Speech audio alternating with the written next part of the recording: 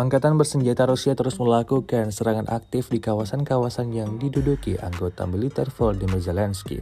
Rekamannya ramai beredar di media sosial Telegram pada Sabtu 27 Januari 2024. Tepatnya di pemukiman Georgievka yang terletak di sebelah barat Mariinka.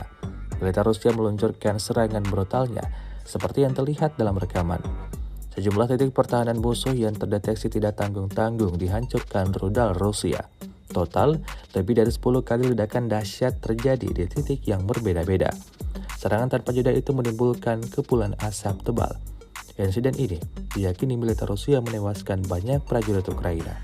Video ini viral dan menuai beragam komentar dari warganet.